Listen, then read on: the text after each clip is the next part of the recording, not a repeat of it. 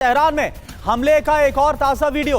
Tehran पर Israel ने दागी है मिसाइलें, तो तेहरान पर इजराइल ने मिसाइलें दागी और इसका एक और वीडियो आपको दिखाते हैं। ये देखिए, देर रात जो हमला किया गया।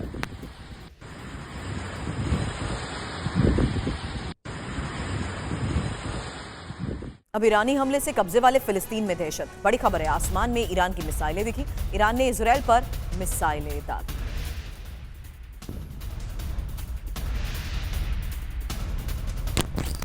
और एक और बड़ी खबर, हाइफा पोर्ट पर ईरान का ड्रोन से हमले में अर्श ड्रोन का इस्तेमाल हुआ। सुसाइड ड्रोन लॉन्चिंग का वीडियो जारी। ईरान ने जारी किया हमले का वीडियो। और जंग के 28वें दिन नेटो को ट्रंप की चेतावनी। खबर यह है कि ट्रंप ने कहा ईरान जंग नेटो के लिए परीक्षा। ट्रंप ने कहा भारी खामियाजा भुगतना पड़ेगा। ट्रंप ने यह भी कहा हम इसे आगे भी याद रखेंगे। और देखिए एक और बड़ी खबर, जर्मन चांसलर पर भड़के हैं प्रेसिडेंट ट्रंप। ट्रंप ने मर्ज के खिलाफ जताई नाराजगी। मर्ज ने ईरान युद्ध को ट्रंप का युद्ध कहा। ट्रंप ने कहा यूक्रेन युद्ध भी हमारा नहीं। विदेश मामलों के जानकार निनाद सेठ भी स्टूडियो में हमारे साथ हैं। निनाद, इसी को लेकर आपसे सवाल करूं उससे पहले नेटो को ट्रंप की ये वार्निंग, क्या खबर है, क्या कहा है? सबसे पहले ये इंफॉर्मेशन, नेटो से मदद मांगी तो मना किया, उन्हें भारी खामियाजा भुगतना पड़ेगा। ये नेटो देशों के लिए एक परीक्षा थी, इस जवाब को हम आगे याद रखेंगे। जर्मन चांसलर पर मुझे आश्चर्य हुआ। उन्होंने कहा ये अब उनकी लड़ाई नहीं, अब यूक्रेन युद्ध भी हमारी लड़ाई नहीं। इसके जरिए संदेश क्या है?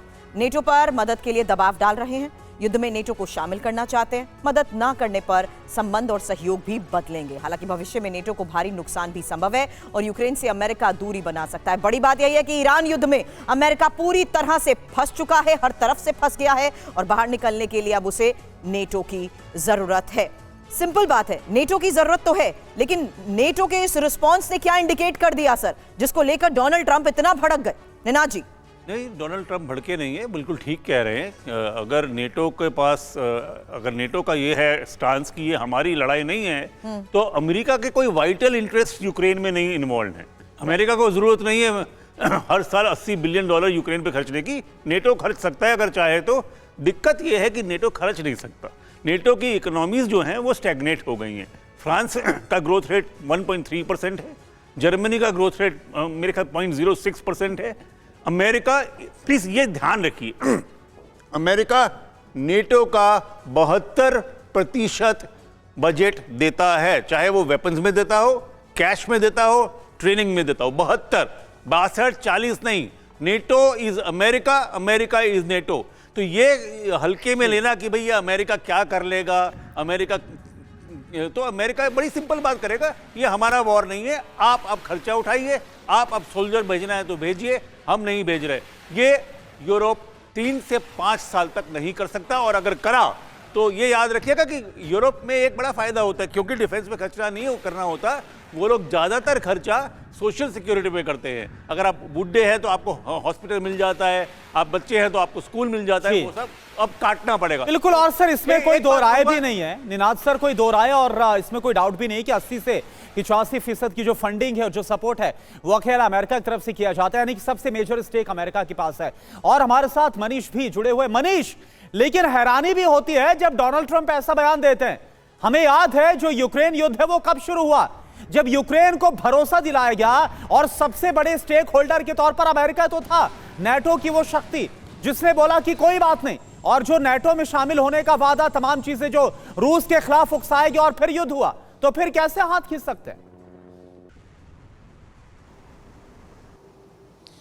देखिए, सबसे बड़ी बात है कि डोनाल्ड ट्रंप हमेशा दूसरे को दोष देते रहे, लेकिन सच बात तो यह है कि उनके दूसरे कार्यकाल का भी 1 साल 2 महीना हुआ है, और इस बीच में उन्होंने 8 देशों पर बमबारी की है और ईरान के खिलाफ तो फुल फ्लेज जंग शुरू कर दी है, जो हो सकता है उनके कार्यकाल से भी आगे तक चल जाए। अगर ऐसा हुआ तो किसी को आश्चर्य नहीं होगा, बल्कि पहली बार बीते कई दशकों में ही अमेरिका के लिए सबसे संकट वाला युद्ध शुरू होने जा रहा है, अगर उन्होंने ग्राउंड ट्रूप्स को ईरान में भेज दिया तो। लेकिन हाँ, इस बीच में जिस तरीके से वो नाटो के साथ इस तरह का व्यवहार कर रहे हैं, शायद उसी का परिणाम है कि इतिहास में पहली बार अमेरिका को एक जंग में किसी का साथ नहीं मिल रहा है। इजराइल तो खैर पार्टनर था ही, लेकिन इजराइल के अलावा देखें तो पूरी दुनिया में लगभग 200 कंट्री में से एक भी मुल्क ऐसा नहीं है जो अमेरिका को कहे कि चलिए आपके साथ इस जंग में हम साथ हैं। और नाटो और सबसे जो क्लोज अलाई हैं उन सब ने भी यही किया। तो वो इसलिए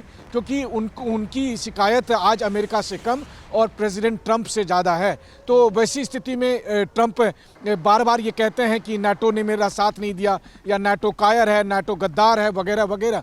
लेकिन हकीकत यह है कि ये नौबत किसने लाया? ये नौबत प्रेसिडेंट ट्रंप ने किया, जब वो लगातार नाटो को अपमानित करते रहे थे। और आज जब उनको संकट का समय आया है तो उनके साथ कोई खड़ा नहीं हुआ है। बल्कि अगर देखा जाए तो उस लिहाज से स्ट्रेटेजिक वाइज पहली बार अमेरिका बेहद कमजोर, बहुत अकेला और एक अनिश्चितता भरे जंग की तरफ आगे बढ़ रहा है। और मनीष, और ज्यादा बेहतर होगा अमेरिका एक्सपोज होता, क्योंकि पहली बार हाल फिलहाल में अगर हिस्ट्री में देखें तो डायरेक्ट वॉर लड़ रहा है और एक्सपोज होता हुआ नजर आ रहा है वो।